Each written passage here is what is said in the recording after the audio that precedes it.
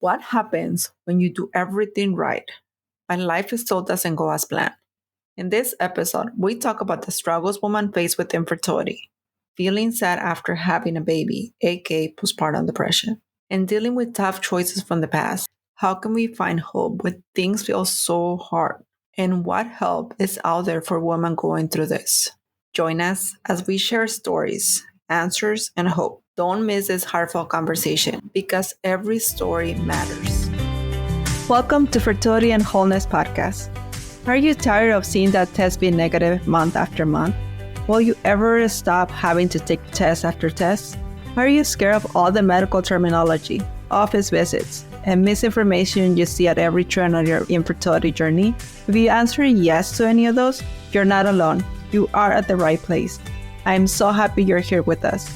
My name is Ariana. I'm a fertility care practitioner and a wholeness coach with over a decade of experience on the field. I created this podcast because I know what it is to feel alone and lost while navigating fertility problems. And after helping hundreds of women, teaching them how to not protract their cycles, boost their fertility, and navigate their monthly emotional roller coaster and get pregnant naturally, I am on a mission to empower women to take charge of their fertility journey. In this podcast, you will find heartfelt conversations, education, tips on how to take care of and understand your fertility, emotional support, simple lifestyle changes to boost your fertility, nutrition, self-care routines, tips for handling stress and anxiety with ease. We have amazing, exciting expert interviews and guests, inspirational stories, and practical advice on preparing for pregnancy and joyful delivery. Are you ready to reclaim your health, your life, and become pregnant naturally? If so, grab your green juice and prenatal vitamins. This episode is just what the doctor ordered.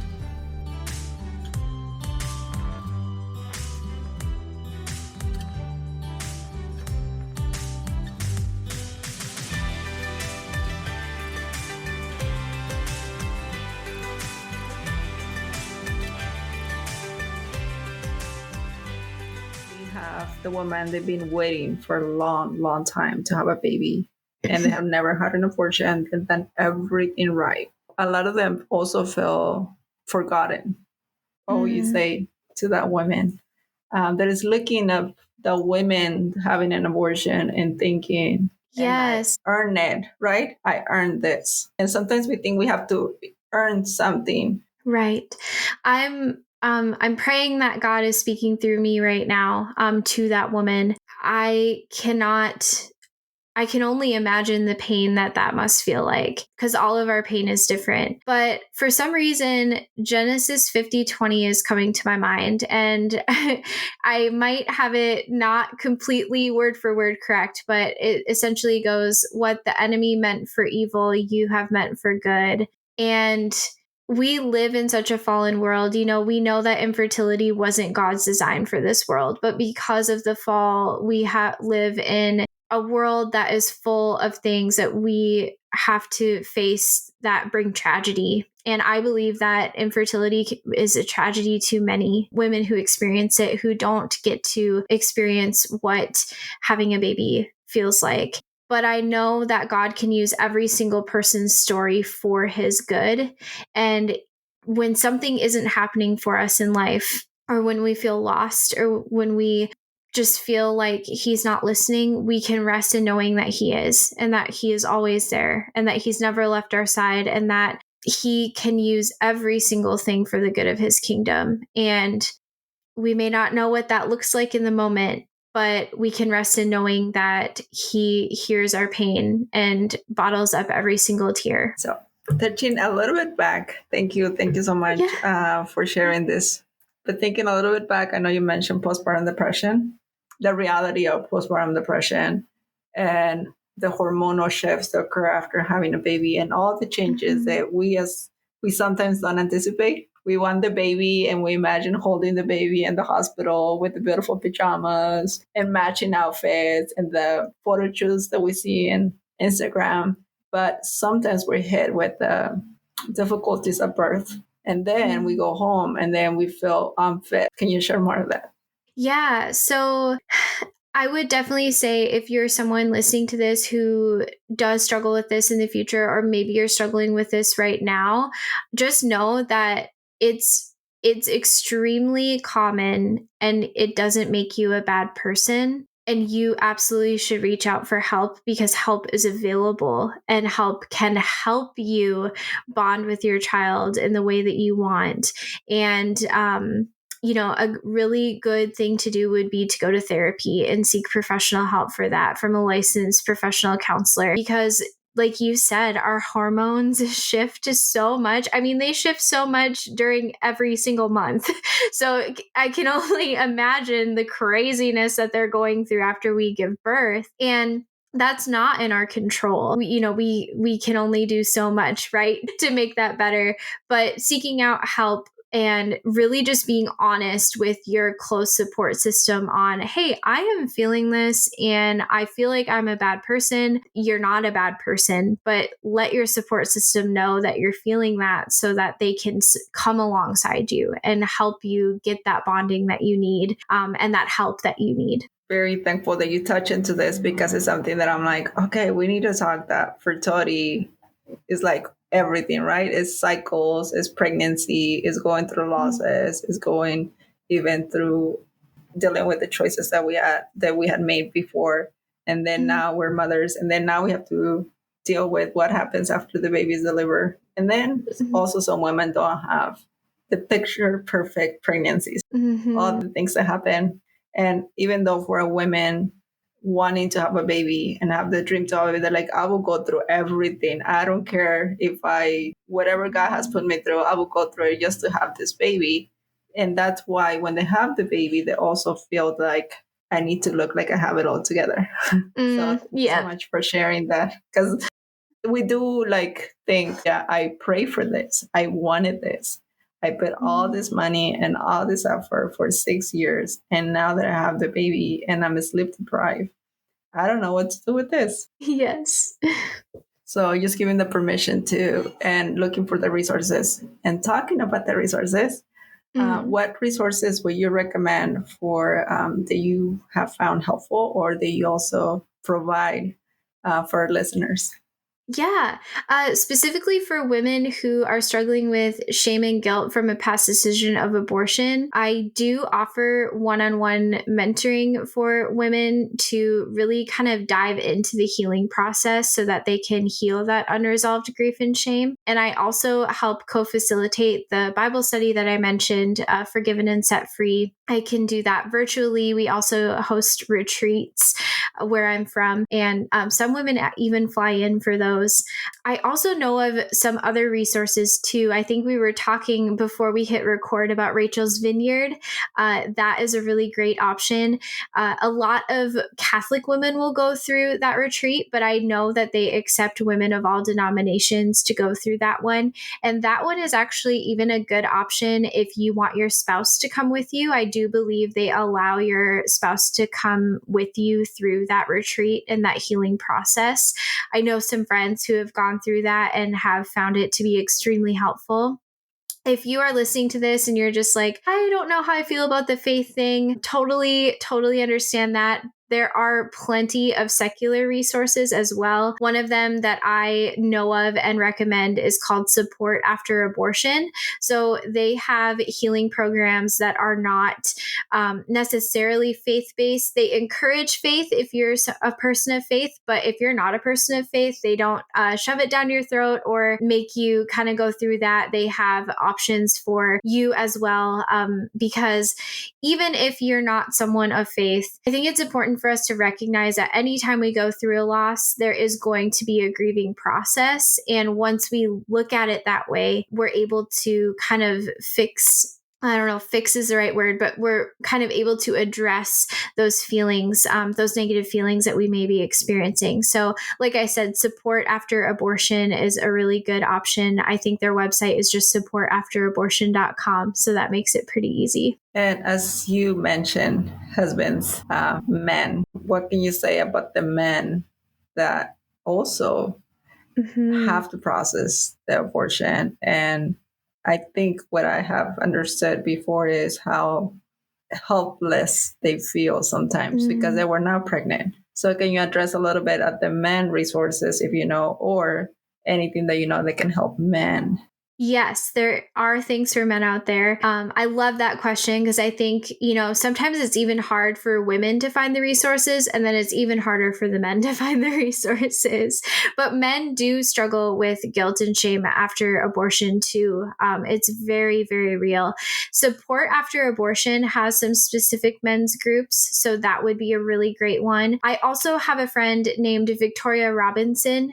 You may know who she is. She is a pretty staunch pro-life advocate. She is pretty well known in the that realm, but she has her own nonprofit called Reassemble, and she also does abortion healing retreats. But she does retreats in addition for retreats for women. She does retreats just for men too, so fathers of aborted children, or I think she's even started doing couples retreats, kind of like I mentioned with Rachel's Vineyard, where you can bring your spouse.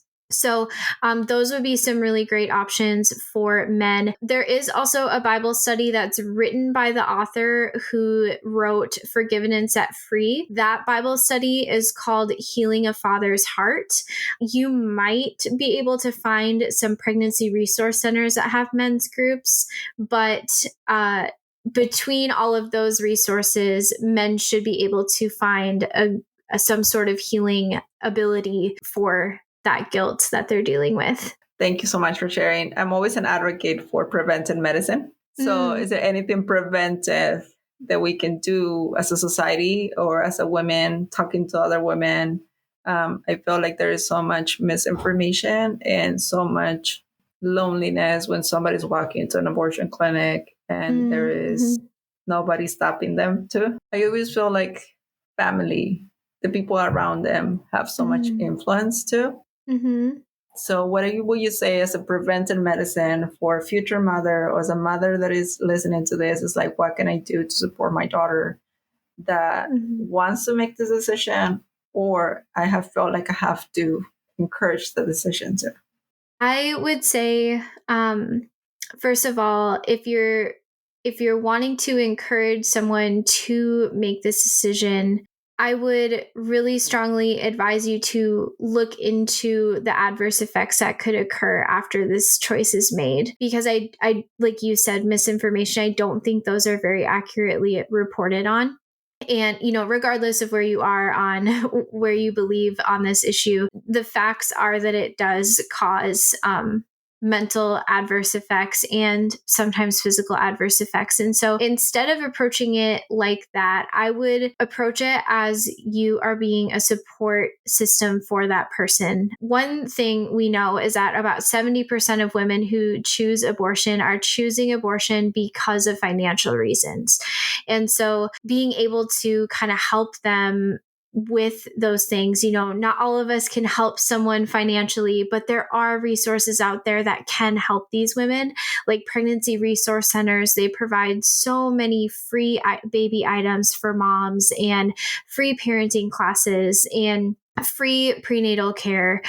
So, taking them to a place that can support them in that. And also there's an organization called Let Them Live that also partners alongside moms in unplanned pregnancies that are like, I want to keep my baby, but I can't afford to. So they really help those moms with, hey, what bills can we cover so that you can choose life for your child? So really kind of just having that life affirming attitude around, what's your obstacle? Why are you choosing abortion? And what solution can I give you that might allow you to consider something else? That's what I would suggest to people who want to help. Thank you so much. I feel like we got a lot from this 30 minutes. I always think that women deserve better reproductive health. They deserve to be informed. They deserve education. I feel like a lot of us were not educated and we're just making a decision. Because I have done some volunteer work, realized that suicide is really, really high within the 10 years after an abortion. That's one of the things that usually makes me passionate about it. When I encounter women in my practice, they're actually sometimes have done some of the work, some healing work, even gone to Rachel's Vineyard. But when they are faced with infertility, it's almost like everything comes right back to hunt. Yes. Because infertility kind of like moves everything around. Sometimes they even like say, I already went to therapy. I already did all these things. I don't know why now I'm getting all these thoughts. Maybe I would not be a good mother to begin with because look what I did. And that's why God is not giving me the baby. So there's so much to it. And I just think your words really spoke to our listener. What can you say about the suicide rates? I think those are scary. Yeah, and now I can't think of the exact statistics off the top of my head, so I don't want to say a number and have it be incorrect, but I was just listening to another podcast today that was giving some really alarming statistics about those things. And the specific person talked about suicide rates, and it is extremely scary to think about how many women are ending their lives over this unresolved shame and guilt that they feel, especially, when they're enduring other traumas in addition to dealing with that shame and guilt. It's like it just becomes so overwhelming for them that they don't see how they can continue through life. And it's just heartbreaking to think about. I think we can think that we're all on the same side, right? Whether you're infertility or had an abortion or able to have 10 kids, we're all women and God created us beautiful and perfect, like you're saying, in the perfect world. Those things will not occur, not even miscarriages or the loss of your babies through artificial technologies. Thank you. Thank you so much for joining me today. I think our listener got a lot of value from you, and we would love to welcome you back in the future. Well, thank you so much for having me. I absolutely enjoyed this, and I just pray that it helped someone and bring comfort to someone. Thanks for tuning in. If you enjoyed today's episode, we got a special treat for you. Join our free Facebook group where you can connect with other amazing women and share your thoughts. Join us by clicking in the link in the show notes. We can't wait to welcome you into our supportive community. And don't forget to come back for our next episode, where we'll be sharing even more inspiring stories, encouraging tips, educational insights, and practical strategies. Oh, and before you go, we have a tiny favor to ask. If you found today's episode uplifting and helpful, please leave us a review. It's like giving us a virtual hug, and it helps other amazing women like you find our show. Plus, it makes us smile from ear to ear. And hey, why stop there? Share the love. Tell your Betsies, your mom, your sister, and even your favorite barista about our podcast. The more, the merrier.